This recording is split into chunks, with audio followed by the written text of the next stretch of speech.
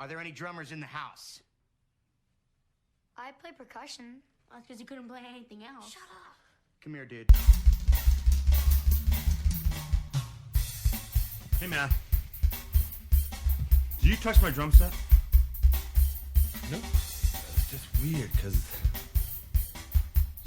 seems like someone definitely touched my drum set. Yeah, that is weird.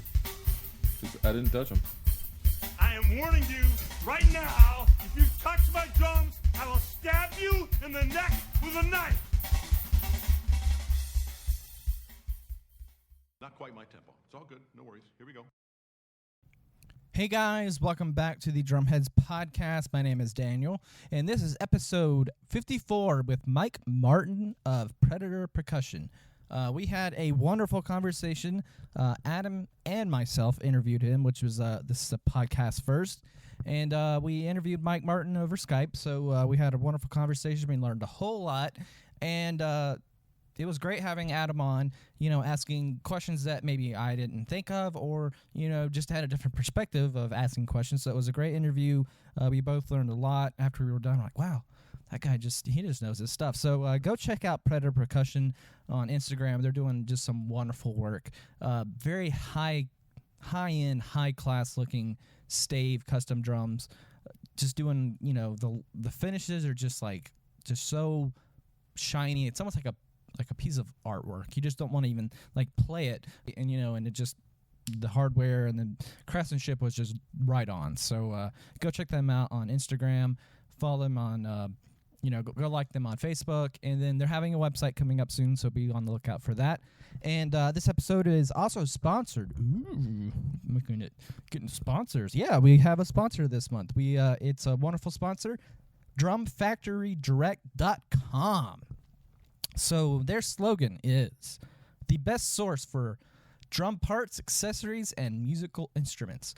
And I'm just kind of perusing through their website right now. I'm looking, and you can buy, snare drums, kits, cymbals, hand percussion, world instruments, drum parts. That's kind of looking at, you can find those very, odds and end kind of things you need for your drums. You can go there. Also, stick bags, wraps for your shells, parts as well, all kinds of stuff. And so go give them a like on, or go follow them on Instagram. They're always doing cool stuff as well. They periodically, I think every Friday, they do a little drum, not a drum cover. They'll play a drum beat, and you guys can guess it. And if the first person that guesses it gets $5 off their next order, which is really cool. Always doing some creative stuff like that.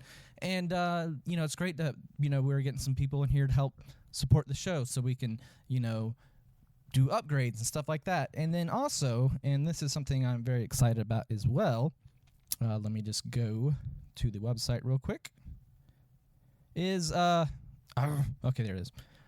We got some t-shirts, guys. I know, finally I got some t-shirts. All right, so if you want to get a t-shirt, it's a navy blue t-shirt with the podcast logo on it.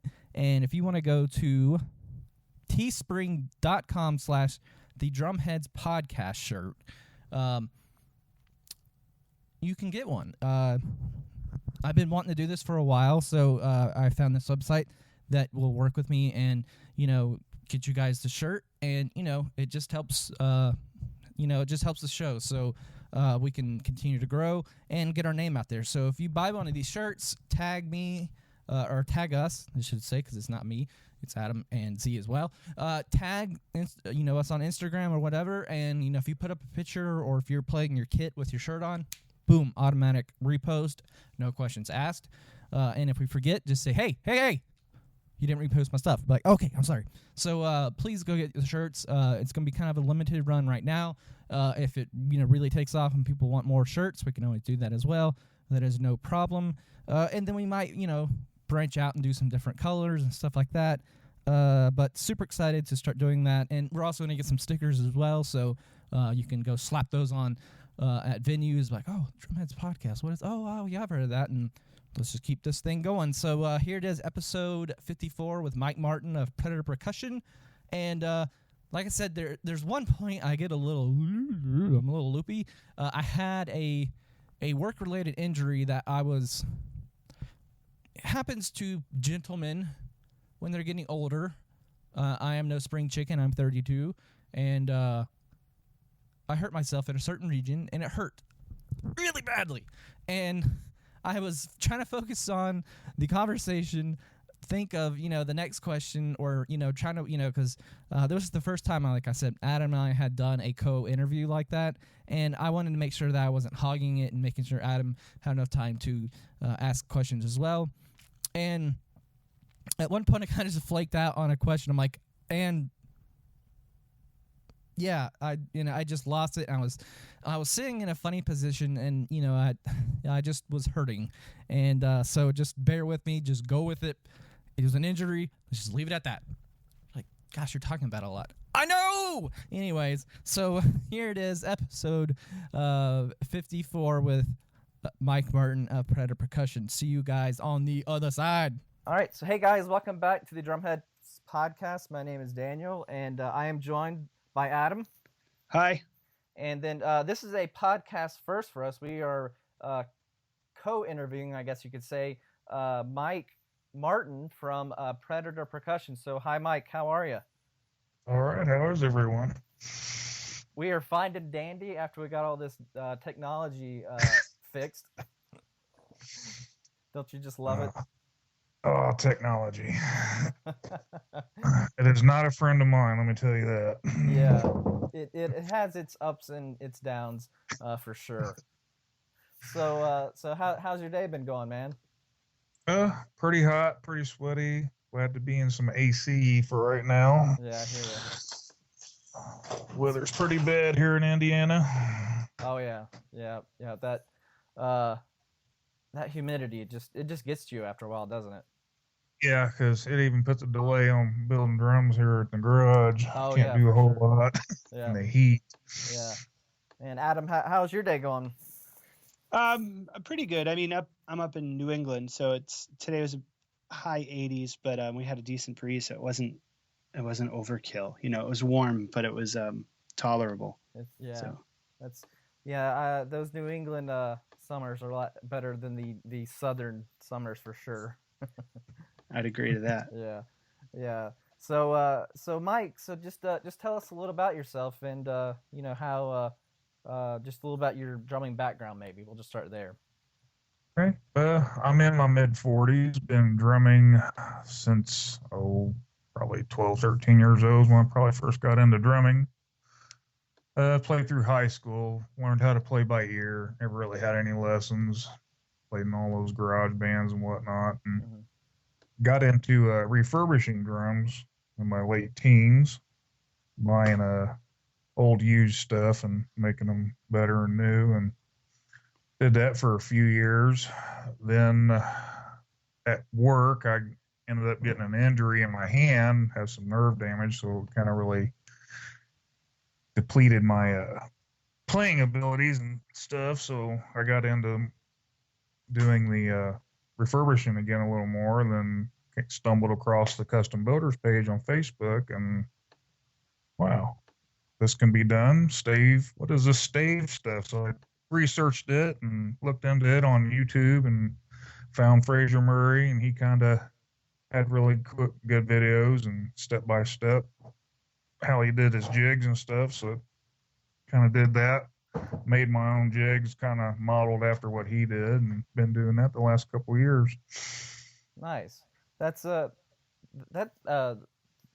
back to the nerve damage, that sounds you found a new outlet to still be in the percussion world. Do you still play? Can you play any? Or yeah, it's not for long periods because I get numbness, and it goes from my hand up to my elbow, and I just can't hang on to a stick, and can't. It's like having a rubber band attached to my elbow. So I play at home. I like we build, and I take what we build for a ride for a while. So that's a plus for being a builder. Yeah, for sure. So so you started refurbishing drums in high school. That's yeah.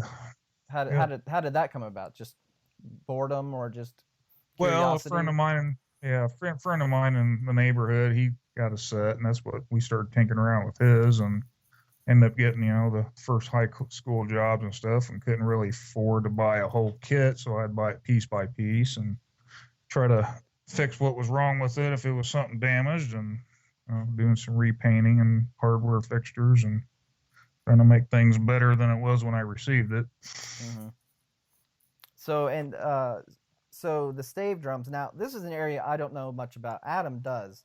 So he knows a little bit more about how that process happens. So Adam, if you have any, questions or, input with stave drums, because when it comes to that stuff, it's like, it's right over my head.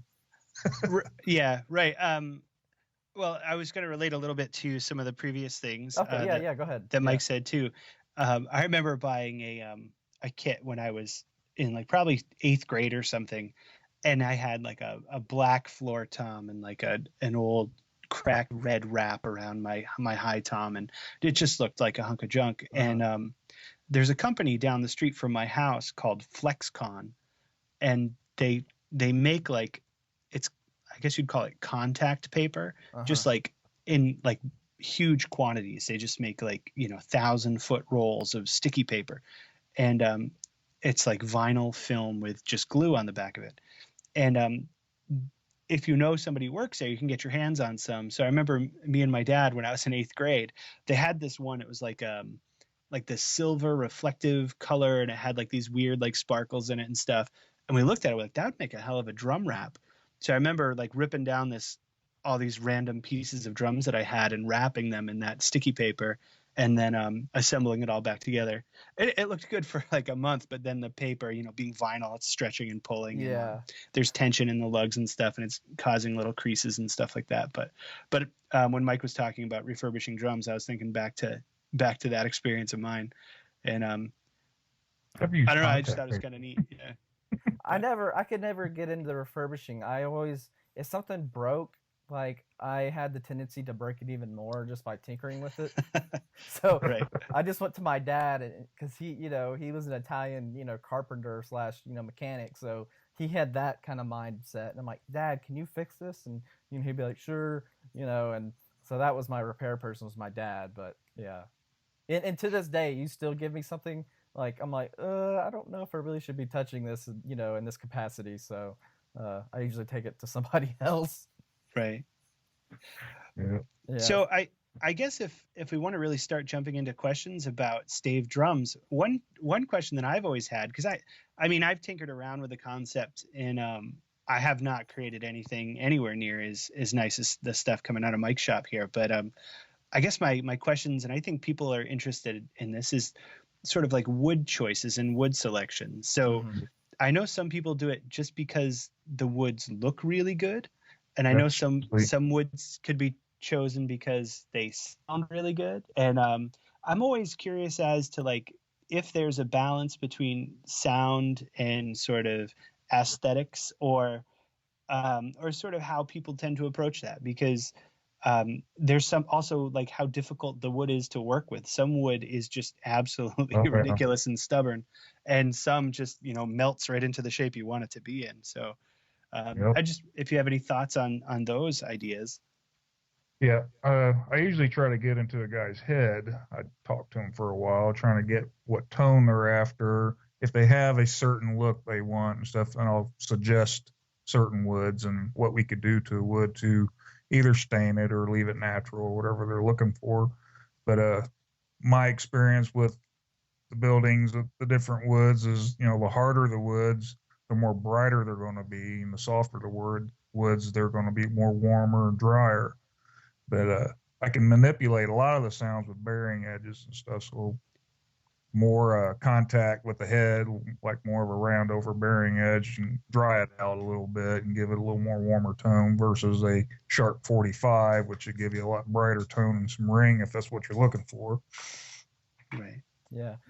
So how long does it take you to build a drum, from like conception to, you've put the heads on and it's, ready to go? What's the average? I'm just curious.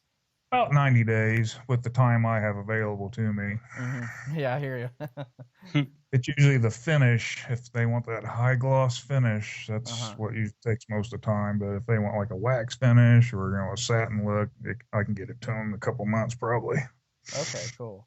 So do you work with somebody, do you have? Is it just you that makes the drums, or is there somebody you work? I with? have a partner. Yeah, I have a partner. He's not around as much. He's got other things going on, but he kind of started it with me. But he still pops in from time to time and puts his thoughts into new design or whatever. And he's just busy on his own thing. But Yeah, yeah. So how many drums do you think you've made total, roughly? including all the failures. You can include those if you'd like. They're not failures. They're just learning opportunities.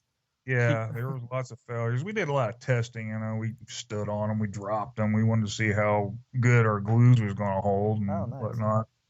So, it's probably around 100, 150, I think. Oh wow, yeah. We probably broke a good 25, 30 of them. So. That's awesome. Yeah. You know, I mean, I would never have thought to like, I'm gonna get on my roof, I'm gonna throw this off and see what happens. You Yeah, know? well, if somebody's going to buy something, I'm going to make sure it's got some kind of durability. I just don't want to fall apart on them, you know, a couple months down the road if they bought it. Yeah. Well, I think when we were recording the podcast, Adam and I were talking about one of your drums and how we'd almost be scared to take it anywhere because it looks like a work of art. Right. Yeah. But knowing that it's durable, Yes. is very you know, if you're on the fence of like, should I get a custom drum and worry about hurting it? You know, you can be like, well, we threw it off the roof, it's fine. You know. Yep.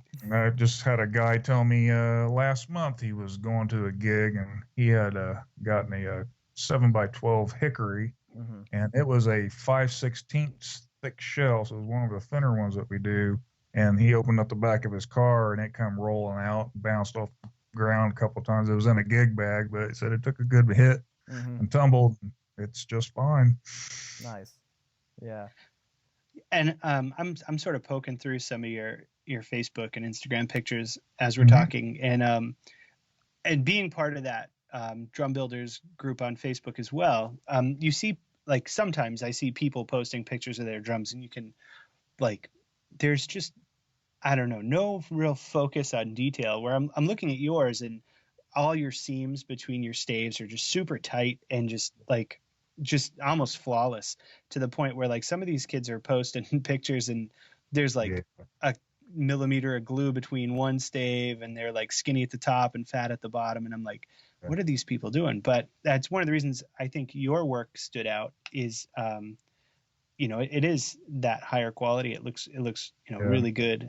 I'm sure that's why it's standing up to some of these abuses. I don't like the seam showing. I mean, every once in a while something will show, just depending on what kind of wood you're using. Sometimes the glue will stain it a bit or something, but it's not like a bad seam. It's just the discoloration that the wood has taken on from the adhesive. But yeah, we really try to keep things at a minimal and make it look like one piece of wood as close as we can. Right. Yeah, they almost look like you know, almost like a solid wood shell. Like Adam said, the seams are you know just perfect, and you know, because it's easy for you to go buy the Keller shell and just throw some paint or some stain on it, and you know, call it a custom drum, you know, and not to disparage people who do that, and you know, that's fine, but I think there's certain quality of craftsmanship that goes into a stave drum versus a prefabricated shell. Yeah, and, you know, that's what I liked about it, because I can, you know, call it my own. It's something I've done from the ground up. I mean, I might buy the hardware and stuff, you know, outsource that, but you know, it's my drum when we're done with it. Yeah. Yeah. And we were having that conversation on our custom drum episode, where we were talking about our draw to the stave drums being that sort of like, you know, a chunk of wood shows up in your workshop and a snare drum goes out, versus something that closely resembles a snare drum coming in and, you know, a snare drum going out. So that's something that we talked about pretty much. I think we were both agreeing on that sense of, like, you know, that start to finish ownership feel that you get over a drum when you go through that. Yeah, and I get pretty close with the clients as I'm working with the drum. Was all, you know, if they're out of state or not close by, and I'll have a few choices of woods, and I'll shoot them pictures of a plank, and they can choose a plank, and I shoot them pictures as the process goes on, and we talk about things, because ideas can change and ideals come up and things might be a little better than expected depending on how well the wood's working with me or for me. So we've Right. become pretty good friends time the build's done. Yeah. Yeah. Pretty So, neat. so how did the name Predator Percussion come about?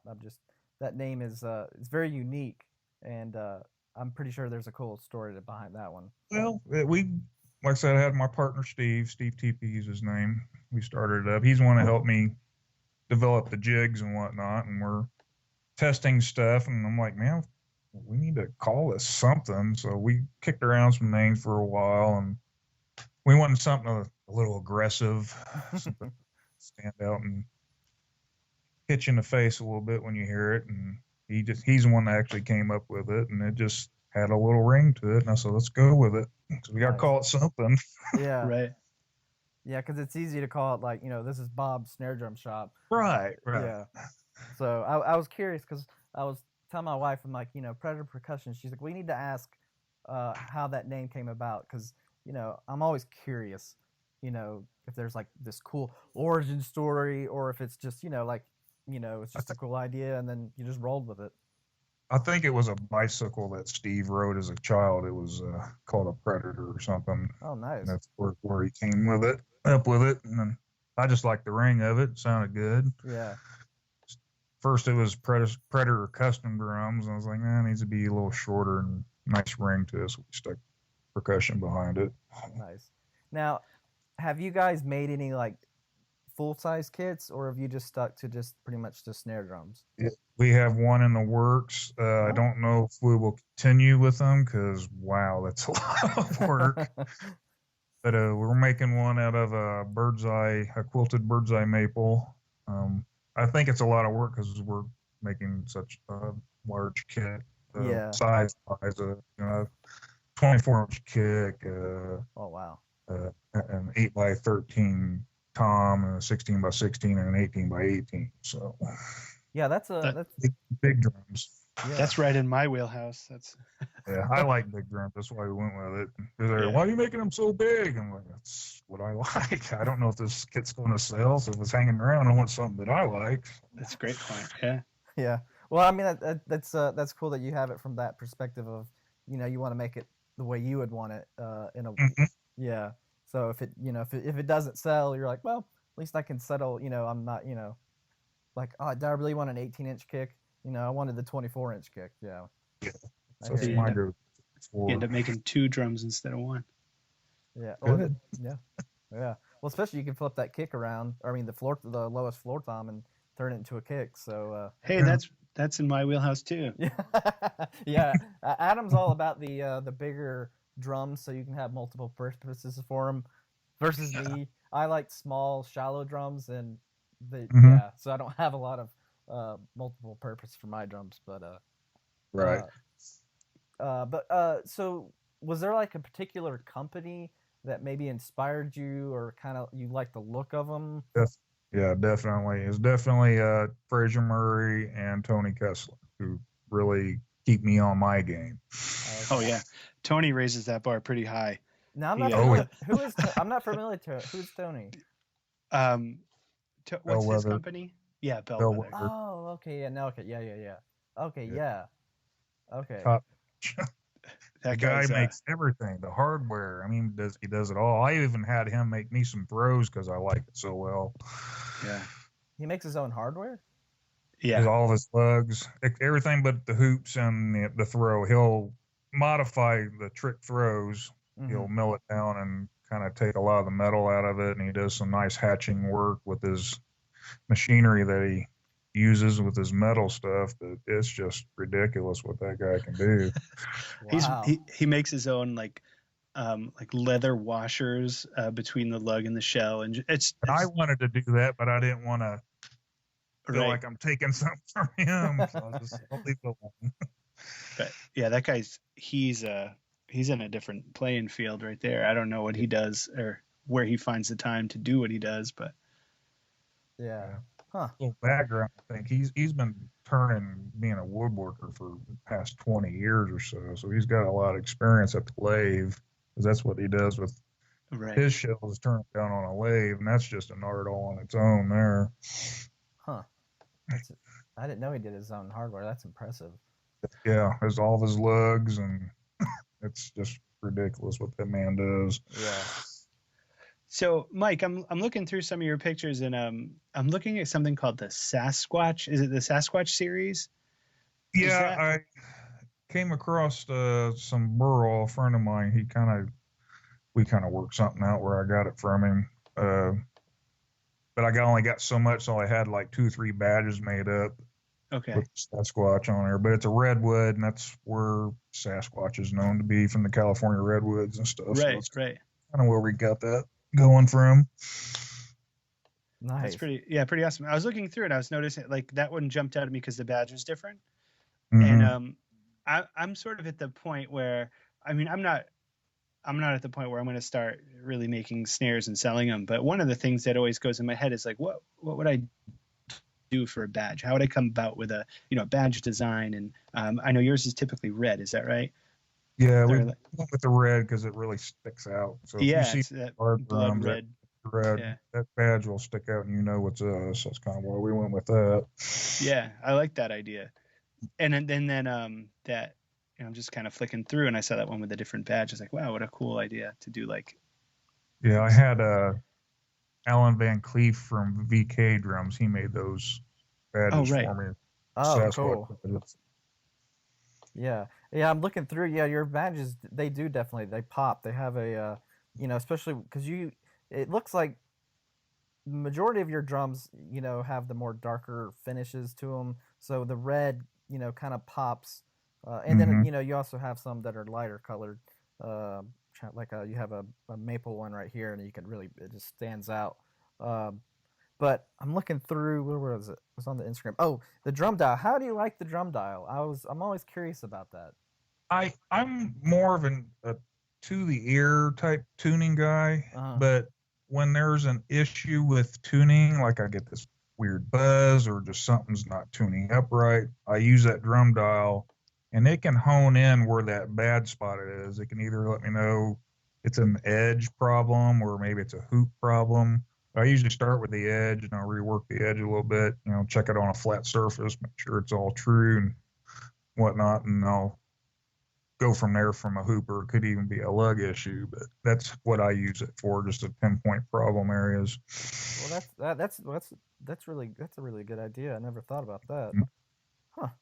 Yeah, it's usually a 12-inch that I have problems with tom-wise. I don't know. It doesn't matter what make or model. It's always a 12-inch tom that I have issues with, and it's usually a bearing edge issue. I agree with that statement 100%. That seems to be the hardest drum.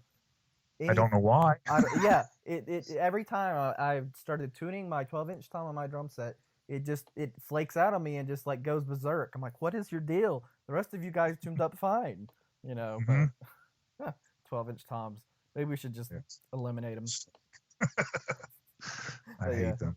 Yeah. All right. Well, I kind of wanted to talk about like who are some of your drumming influences? Oh, wow. I would first and foremost say probably Bonham. There's Adam's guy right there. You got Adam's attention. Yeah, that's where the big drum love comes from. Growing up, in the 80s and stuff, there was a lot of Motley Crue involved, and Judas Priest and Van Halen and Metallica. So that's kind of where my influence come in. And later in life, I got more into funk music and stuff. So I really like White Trash and guys like that. Nice. We're speaking the same language. So with a Bonham influence, do you have a tendency for sort of like the number of strands you put on your snares? Like, do you go for like the thicker, like the 40s or the 32s or something like that? Or do you... No, just a 20. I like we always use Pure Sound brass 20-inch. It's just I've tried different ones on our stuff, and the steel ones are a little crisper than I personally like. But if a guy wants to build one, that's what he wants. That's what we'll put it on. But ones that we build non-commission, it's all Pure Sound brass 20 strand. It just seems to work best. Because our drums are so sensitive anyways, you don't need all 40 strand stuff. Okay. Was Bonham was he like a high strand person, Adam? I think he was a 24 user. 24. Yeah, think. I know. I use the Pure Sounds. Is it called the Super 30? I think is what I have Yeah. on my bigger snare. I have a thinner snare, and I'm trying to find the right snare for it. And I have I had a 40 laying around that I was going to put in a cajon, and I was like, you know what? I'll just put this on there for a little while and see what it sounds like. And Yeah. I'm still trying to figure it out. I had a drummer listening to me play the last time I gigged with that snare, and he's like, "Yeah, I don't think you found the perfect snare for that drum yet." So, but we're working on it. Yeah, trial and error. Yeah. Yeah. You got to try widening your snare beds a little if you're wanting a little more response out of it. Right. Wow. Wow. Yeah, I always come back. I always listen to these episodes. I'm like it's recorded. You can not take notes, but I'm always like wanting to write this stuff down. I'm like, go back and listen to it because you're gonna have to edit it anyways at some point, or So yeah. So when it comes to like heads and cymbals, what's your go-to brand? Definitely had Evans. I use nothing but Evans. Cymbal wise, I was a Peisty guy for a long time, but I kind of switched over and been playing on Saludas lately. So, Oh, okay. How did you come across the Saluda ones? online, it just came across. I was like, well, those look really cool, and kind of found out that he was here in southern Carolina, South Carolina. Yeah, I was wondering. I'm like, I think he's in one of the Carolinas, and I'm like, is he in Yeah, mine? yeah. Because I'm in North Can't remember which Carolina, one and I'm it like, which one is it? Yeah. Right. In Saluda, South Carolina. I think that's where they just named it after the city they're in, I think. Okay. But found out they make them there. They were kind of like a young company, about 6 years old when I discovered them. But the owner, Jamie, he really goes back and forth with you and finds out what sound you're looking for and stuff. Okay, And I yeah. probably Yeah, talked with him for a couple of months, and he pretty much hit it on the head when they got to my house. So. Yeah, because I'm That's scrolling great. down through your Instagram and I see him. What kind? That's an interesting kind of look to him. What is that's it like? Nemesis series is what the ones I have. Okay, and it's kind of like, it looks like it's raw, then brilliant, then raw. It's like They lathe it and they leave some rawness and they polish it, putting these bullseye type stripes on them. They do lots of different things. They do a lot of hand hammering stuff, and they do little grinding art type stuff on them. Mm-hmm. And they're very fairly priced. Like the ride I got was I think $180. It's a 22-inch ride. Wow, that's great. Yeah, it was. I was very pleased when I got everything. Well, and don't you just love this day and age of social media, and you can find out these Yes. these smaller companies and Yes. and learn from each other, and then throw back and forth ideas and stuff as well. I mean, that's why I love doing this podcast, because I met Adam through doing it, and and now having discussions with drummers, or drum builders, is such a cool thing. So it's a good time to be doing all this. Oh yeah, I love talking with builders, especially, and throwing ideas back and forth and trying to improve what we do. Mm-hmm. And Mike, do you have one that you classify as sort of like the more of like the front page of your company? Is it do you use Instagram more, Facebook more? Do you have like a personal web page that you use, or? We're working on a personal web page right now. I've been using Instagram a lot more than Facebook. It just seems like Facebook's dying off a little bit. I don't get a whole lot of response off of it like I used to. Yeah, I agree, because I think people get too bogged down with they're posting about whatever political stuff's going on. Yeah. Or, and a lot of people don't want to see that. And getting on Instagram, for the most part, people tend to stick with, what they're into. So if it's drums, it's pretty easy to find the drum stuff you like. And, so I agree. I think Facebook got a little greedy where, like before, if you liked a Facebook page, you would get all of their posts like visible on your wall. But Yes. now they're like almost, I think they're like trying to push their like pricing plan to company owners, saying like, if you want more people to see this post, I don't give know us how many $20. times a day I see that. Yeah. So where Instagram, I think if people like your stuff, they're gonna, they can scroll down their feed and they can see what you posted 5 minutes ago, and there's no real financial burden on anybody. So Yeah. I do like it a lot better. Do what? Yeah. I do like the Instagram a lot better. Yeah, me too. Yeah, it's more it organic. feels more direct, I think. Yeah, it's kind of like, I like drum stuff. I go on Instagram, there's a whole bunch of drum stuff right there. So, so Mike, what else do you like to do in your spare time? I always like to ask the question of what are your hobbies besides drums and drum building and all that. Yeah, if I'm not at work, I'm in my shop, and if I'm not in my shop, I'm promoting out in a club. That's all I do.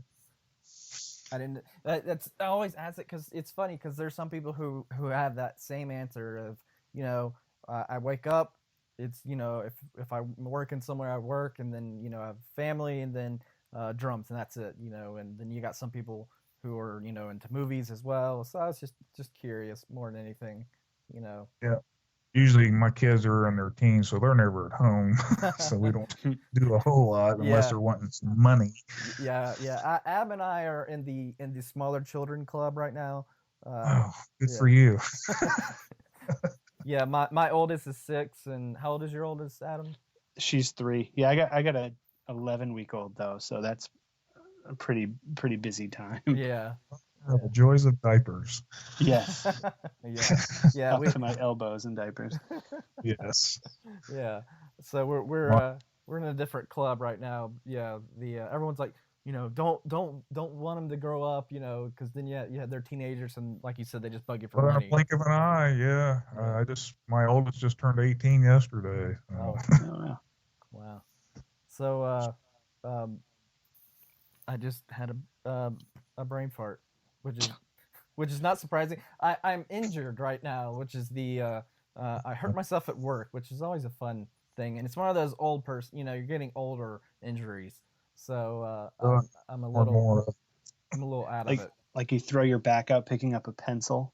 No, I threw out the other region that happens. It could be, and funny enough, on a bariatric hospital bed at my work, and I shouldn't have been. Yeah. So. Yeah, I'm like, oh, this is not good. This is not good. But yeah, so I'm a little like, woo, right now, because they put me on light duty. I'm like, really? You guys put me on light duty? I just hurt myself there, and what am I gonna do? Just walk around all day and look at stuff? But yeah, so whatever. It is what it is. Yeah. So what do you do by day? I'm a glazer. I work in a glass warehouse. I do a lot of custom glass cutting and window fixing and mirror abstract cutting stuff. And sometimes it gets pretty monotonous, but every once in a while there's something really cool and challenging to do. Now, did I see, scrolling through your Instagram thing, it looked like I thought it was acrylic at first. Was that glass that you were working? It's a what? I was looking through your Instagram thing, and there was a show that, is that glass? A prototype glass shell? I am working on a glass shell, yes. I'm Oh. trying to figure out how to do bearing edges on it. So it's in its state of glass and metal with a rubber band holding it together at the moment. Well, I was just flicking through, and I'm like, I just like, oh, that looks like an acrylic shell. I'm like, that's interesting. But then I'm like, when you said glass, I'm like, oh, hang on, that wasn't acrylic, that was glass. Yep. That's pretty It was rad. glass. Yeah. Got kind of slow and bored at work one day, and I'm like, I wonder. So started messing around and got to figure out what sizes I need to cut things, and it just kind of fell together after that. But I'm at the bearing edge point and don't know what to do about that. What are the dimensions on that thing? That one's an 8x14. I think it's going to end up being a smaller guy because the bearing edge idea, I think I'm going to have to add something to it, so I might shrink her down to a 6 and do some kind of bearing edge additive. Nice. Right. Huh. That's an interesting. Did you see it there, Adam? I'm navigating to it right now, but It's toward the bottom, or yeah, kind of in my head, I'm thinking about like the concept of adding something in, to necessitate a bearing edge. It's an interesting idea. Yeah, that's I've seen someone do that before. I remember this guy, like, it was 10 years ago or more. I was at the local music shop, and he showed me this picture of a glass drum set. He's like, "What do you think of that?" I'm like, "Wow, that would be really bright for sure." And yeah, I would think they're very loud. that too. Yeah, I'm just like trying to think of the sound, what the characteristics would be, and you'll definitely have to let us know how that, when that turns out, what it sounds like. That's awesome. Since I started on it. But we got busy around the shop, and it's just kind of on the back burner right now. When I get slowed down, I'll put more attention towards it. Mm-hmm. Yeah. Now, but I do believe there is a company that makes glass drum. They cast them. I don't know what album it was on, but the drummer from Yes had a set. Ah, okay. Yeah. Look that up when you have a chance. It's pretty neat looking stuff. But yeah. So, Mike, I'm also flipping through, and there's a video up on the Predator Percussion Facebook of, forgive me if I say his name wrong, it's Johnny Concannon. Yes, he's playing a Black and Walnut. Yeah, that's a great looking drum. There's a still picture underneath sort of that video post, and it's just a great drum. I like how it's sort of darker at the bottom and sort of smoky up towards the top a little bit. But it makes me think, like, do you have like artists that play Predator drums that are sort of not just like guys that find you and just want a drum to play it, but people that are a little more more of like a professional touring kind of person, or anybody like that? Or I don't know Johnny Concannon, but Johnny kind of is. He kind of tours around in the tri-state area. I just recently hooked up with him. He's been doing little videos like that and giving us a little push. Ian Shepard's another guy. He does a lot of studio stuff. Okay. I do have a guy down in Nashville, Blake Watts. He does a lot of studio work, and he does everything from country to rock to metal. He just does it all, and he plays on our stuff as well. Okay, cool. There's quite a few floating around locally, but yeah. So would you say that most of your clientele just kind of comes in just from finding out about you guys on Facebook or Instagram or something, or?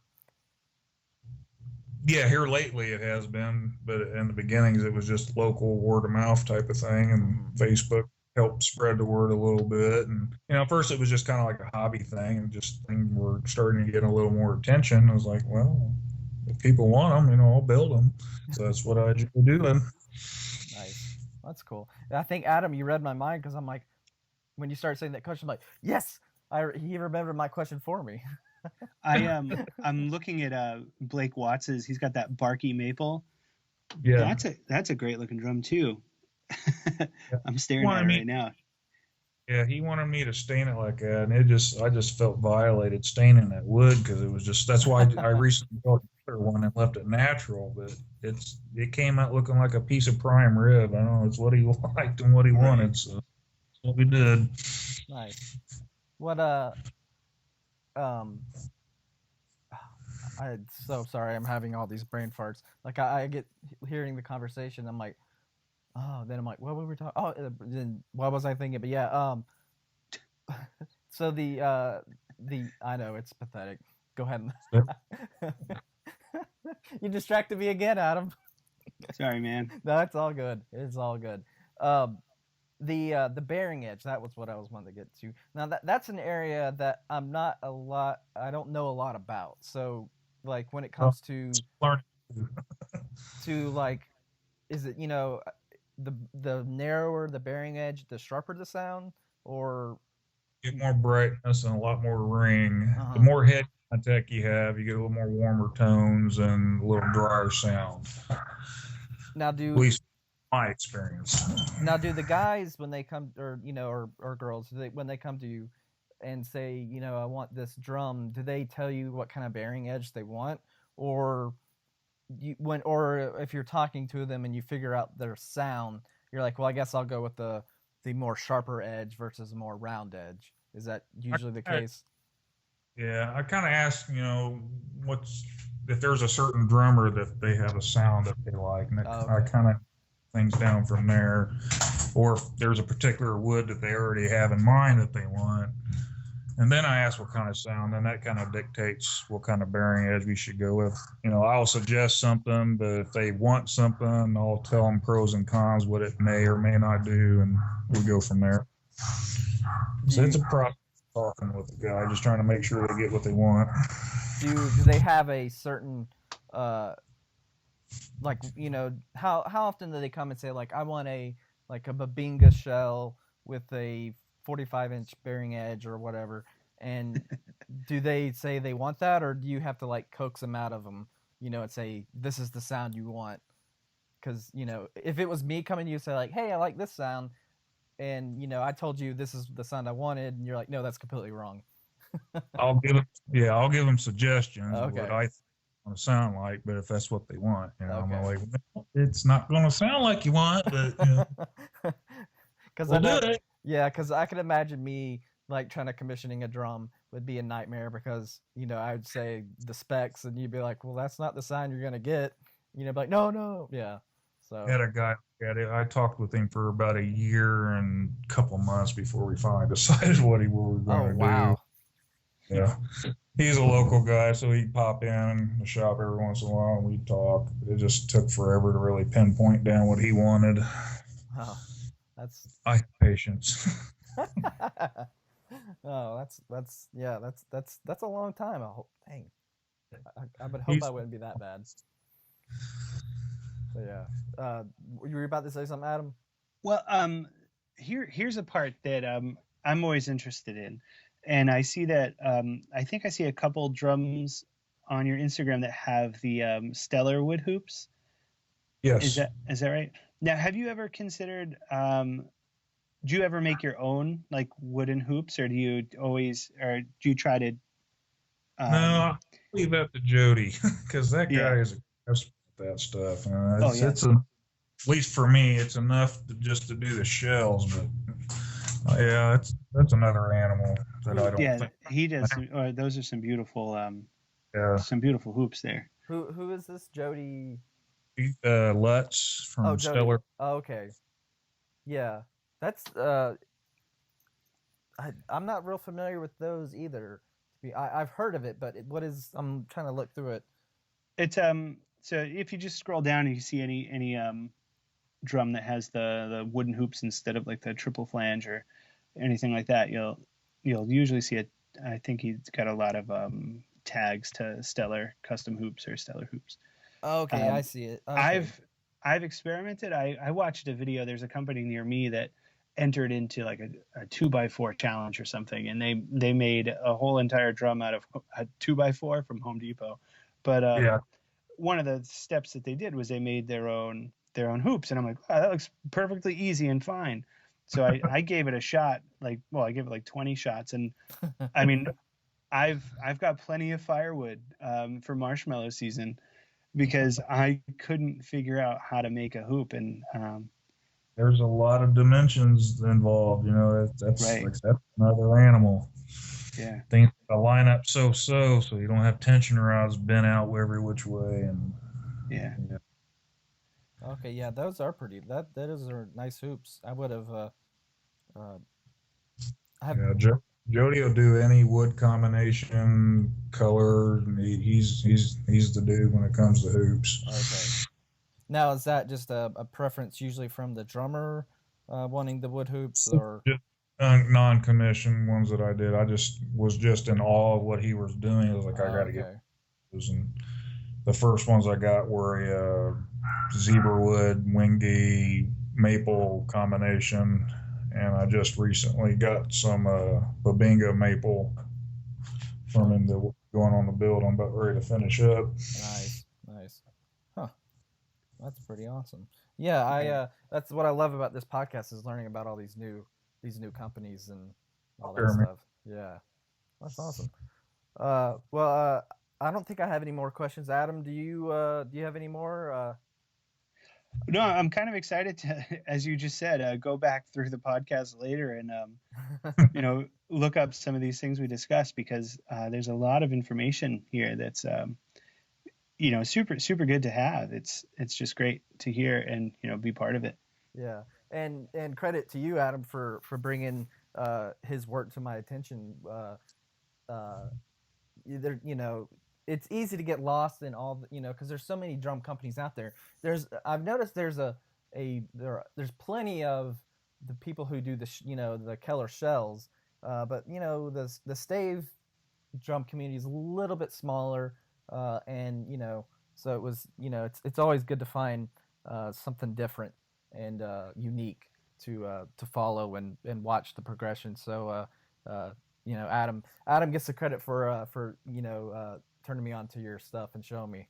So and there's a lot of people out there too that watch Fraser Murray's YouTube videos, and then they'll go down to their dad's table saw and try to spit something out, and it just doesn't have the sort of integrity and tolerances that you're going to find on one of Mike's drums either. So and I appreciate that. Oh, you're very welcome. And did you grow up in like a household with woodworking backgrounds and stuff like that, or was it just something you kind of? Jack of all trades myself, and learned a lot of it from my father, remodeling houses and this and that. So it wasn't really out of the question for me to do what we do. It was just doing. Yeah, that somehow skipped me completely, because my dad could build a house, he could do carpentry work and work on cars, and he tried his hardest. It just never took. And so I'm always envious of people who have that ability to straddle the creative side and the mechanical side both ways is super awesome. And so my partner kind of came involved. He's more of an engineering thinking type of guy, so when we were building the jigs, he kind of had a lot of thoughts that I didn't think of, so it kind of went together a lot better than what if I would have done it just by myself, for sure. Yeah. Well, that's cool. I appreciate you being on and and letting Ab and I question you back and forth. Third degree. Yeah. Well, I think like it's a first for the podcast, and I think Adam has more of the the construction side of building drums, and I just talk sometimes, so you're good at something. Yeah, I just like talking to people, and so I thought especially with your craftsmanship of making drums, that I would be having Adam being on and doing it, we could have a more educational experience than me just blah blah blah blah blah blah blah. So my wife's like, you always sell yourself a little too short. I'm like, well, that's just how I roll. And yeah, so but I don't want to hold you up anymore if let's see. So this Indiana it's not East Coast time, it's Central, or is it East Coast? It's kind of, we got this weird time zone thing. I think it's more Eastern, but we have this time change and it turns to Central. It's weird. I hate it. They did started doing it 10 years ago. We never had a change, and 10 years ago they kind of went on this time zone thing. So is it 5:40 instead of 6:40 there, or? What time is it? It is 6:40 here. Okay, so you're still on East Coast time. I was just curious, because it seems like most of my interviews, because Adam's, in Massachusetts, I'm in North Carolina, so we're both on East Coast, and then other interviews I do, it's usually West Coast, and I hadn't had anybody in the Plains or the Midwest yet, so I was just thinking, yeah. Kurt Asselet sometime. He does some finishing for me. That Sasquatch one, he did the finish on that. Oh, right. And you should really get in touch with Tony too. Okay, yeah, for sure. Yeah, I love people telling me, hey, you need to talk to so and so, and it just opens up more, conversation and learning experiences for sure. But anytime you want to be on I would really like to, when you get that glass one done, talk about it and see how that came out. Me too. Like that might be in 2018, but Oh, not bad. It's just, it's wheels are still spinning on it. Yeah, I hear you. Yeah. All right. Well, so everybody can go follow you on Instagram for sure, and Facebook. Anywhere else they can find you online? Pretty soon at predatorpercussion.com. I said it's in the works and development, and we have sound bites and stuff like that on our actual website. Okay.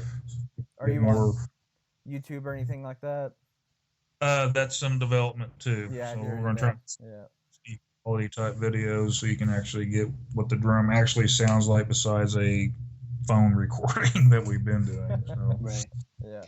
Well, awesome. I like it. I like that you're heading in that direction. It shows that you're, you're really moving forward with stuff. It's great. I have a big passion for it, and I'd like to see it go somewhere. But if it doesn't, I'll have a nice collection at home. Right. Yeah. That's a good way to look at it. But we hope that through social media and podcasts we can help get your name out there, because that's the one thing I pride myself on with the podcast is it's easy to show off the Pearl drums and the Tama drums and but exposing people to such a more craftsman side of making stave drums is important too. And I think the more people get informed about it, the better the drumming community is going to be. So a big difference in sound from stave to ply too. Mm-hmm. Right. Mm-hmm. More volume, you get more tone out of it. I think lots to do with the less glue involved. Right. Yeah. Well, and it's funny because there are some of the bigger companies trying the stave drums, and I don't think they're going over so well with the public. No, I don't know why that is. I don't know if it's the price tag on them or what it is, but yeah, DW has tried, and I've seen. I think Tama tried one too. Tama's tried. I haven't seen a whole lot. Just seen stuff on social media, but I've never seen one in person. Uh-huh.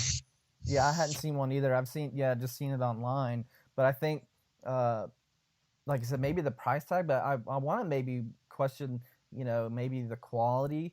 They're just trying to crank them out so quickly. It's probably the price of the man hours too. I mean, like they can put together a ply shell. They can knock a whole bunch out real quick, and they're all sort of one after another coming out the same. And then the stave part. The thing with it is that they're all sort of their own unique little drum. Each one has its own personality. So like you can put several of the same wood, and not a one will sound the same. Exactly. Yeah. So you just can't get that from one of the the big name brands. You just can't. You can't do it, and it's not.